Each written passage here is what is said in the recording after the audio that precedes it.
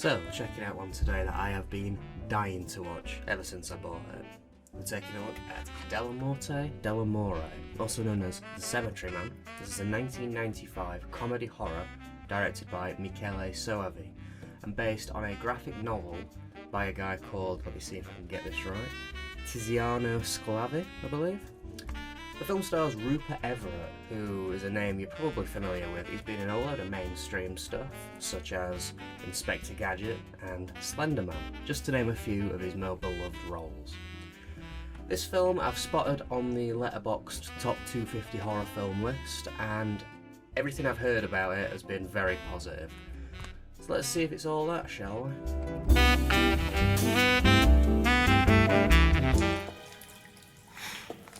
You know, you've got a real nice ossuary. Thanks.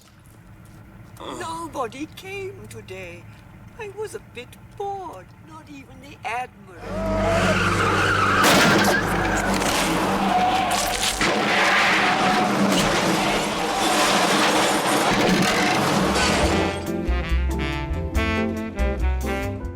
The plot to this starts off pretty straightforward.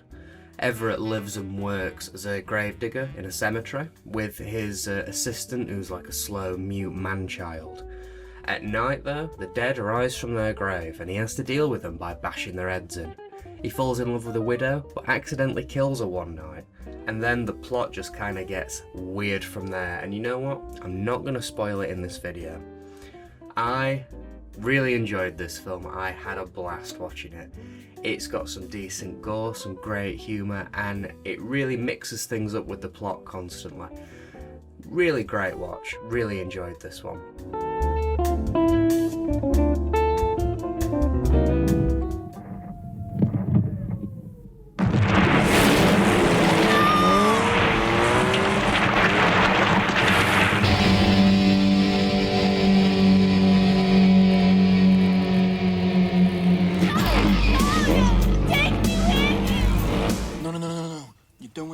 Because I can only love an impotent man.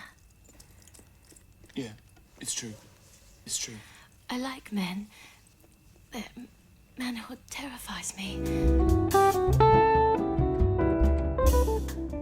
Everett's acting is strangely wooden and uncanny in this. It feels almost like something out of a Silent Hill 2 cutscene, but it works really well for the dreamlike vibe of the film. The rest of the acting is more of the same, and in quite a few instances is a lot worse. But that's great as well because it makes some hilarious line reads here and there. And in part it feels a little bit intentional. This is a comedy, don't forget, so that it feels like they are playing into it a little bit, but not in an obnoxious Sharknado sort of way. It all just adds to this bizarre feel, which is great. There's plenty of gore and plenty of sex in this, but not too much. It just ticks those ever-important sleaze boxes. And on top of that, we get some very charming special effects. The Death Angel puppet is amazing, and the little wisps on strings are really cute.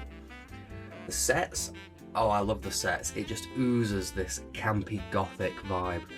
It feels almost Tim Burton-esque or something like a Universal monster film, and there's some great nighttime cemetery shots. I love a nighttime cemetery shot. All this topped off with an amazing soundtrack.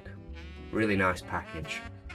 Now, there was a rumour floating around in around 2012, I think Soavi had said that he was considering a sequel or a part 2 to this film. But unfortunately, nothing ever came of that. But in a way, this is kind of good as like a standalone bizarro piece.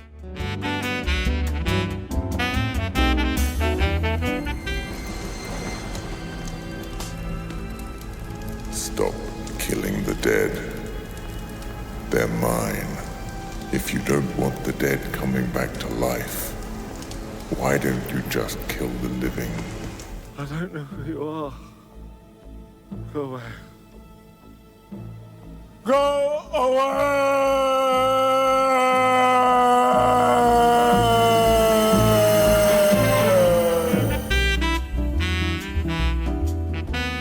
I once again watched the English dub of this. I think it makes a bit more sense with this film now, as it does have a British lead in it, and it was pretty good, to be honest. Pretty good for the most part.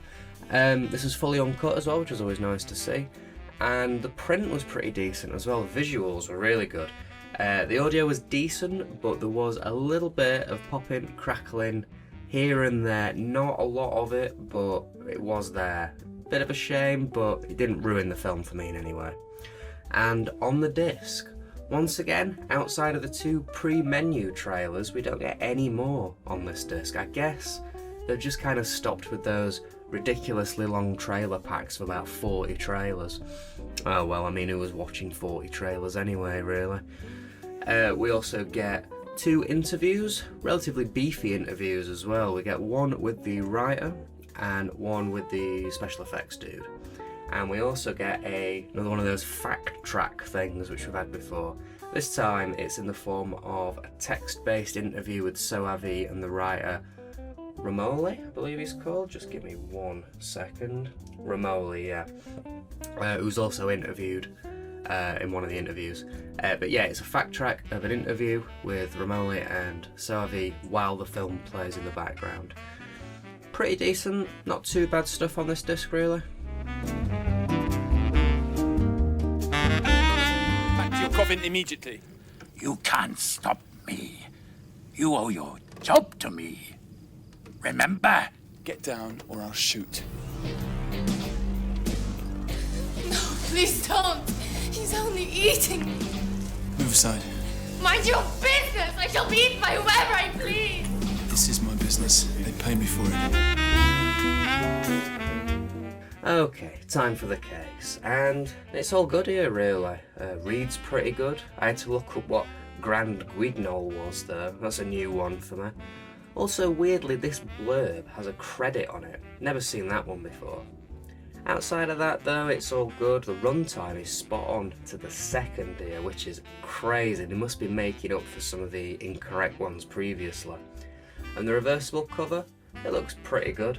And once again, this is a numbered version. I have number 6693, which is a huge number. I'm guessing they made like 10,000 of these, and I got a pretty late run number. I don't know. Why number them if you're going to make that many, eh? Overall then, this was a fantastic watch, and I'd happily say that this is the best Shameless film I have seen so far, beating out Cannibal Holocaust in that top spot. It's funny, it's strange, it's violent, and I had a blast watching it. I was never bored, I laughed a lot, and it is definitely a film that I can see me revisiting in the future. The disc's pretty good as well. There's a little bit of audio crackle here and there, but it's so sporadic that it won't ruin the film for you. So it's well worth grabbing. And the film is also currently available with an Amazon Prime Video subscription for free, so no excuses. I would highly recommend this. Get some friends around, have a few drinks, have a laugh. You won't regret it. Great film for parties, I'd say. So yeah, it's going to be hard to beat this one next episode, but I have already seen next episode's film. That's right, it's another film that I've already reviewed on the channel. We're going to be seeing this a little bit more coming up. Let's see if I feel the same way about it, shall we? Because next episode I'm going to be checking out again Case of the Bloody Iris. Very northern title. I already made that joke in my Vipco review, but I like the joke, so yeah.